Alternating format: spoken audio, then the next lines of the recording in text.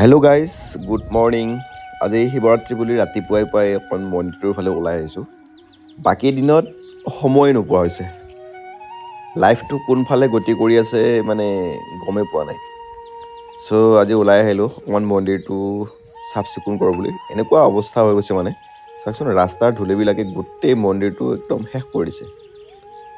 সময় নোপোৱাৰ কাৰণে এনেকৈ থাকে। তথাপি আজি উপায় নাই, যিহেতুকে আজি বাবাৰ পূজা আছে, অকণমান হ'লে মন্দিৰখন চাফ চিকুণ কৰিব লাগিব। চ' সেইটো কাৰণে ওলাই আহিলোঁ ৰাতিপুৱাই। এতিয়া চাওকচোন কি অৱস্থা হৈ আছে ধূলিয়েদি, মানে একদম ৰাস্তাৰ গাতে লাগি থকাৰ কাৰণে গাড়ীবিলাক ইমান জোৰত গৈ থাকে ন গাড়ীবিলাক, চ' ধূলি চলি চব আহি ইয়াত জমা হৈ যায়। চ' বাবাৰ নাম লৈ ষ্টাৰ্ট কৰিলোঁ। এয়া দেখিছেনে ডিফাৰেণ্ট, এইখিনি এনেকুৱা লেতেৰা হৈ আছে আৰু চাফ কৰোঁতে এনেকুৱা হৈছে মানে। চ' গোটেই মন্দিৰটো এতিয়া চাফ কৰিম, বাহিৰ ভিতৰ গোটেইখিনি কৰাৰ পিছত বাবাৰ পূজা কৰিব লাগিব। গতিকে এনেকুৱা কামবিলাক কৰি মানে ভাল লাগে আৰু নিজৰ মনটো অলপ শান্তি পোৱা যায়। যেতিয়া টাইম পাওঁ তেতিয়া এনেকুৱা কামবিলাক কৰি থাকোঁ অলপ অলপ। চাওকচোন লাষ্টত গৈ ইমান ধুনীয়াকৈ মানে চিকমিকাই উঠা মন্দিৰ হৈ যাব এইটো।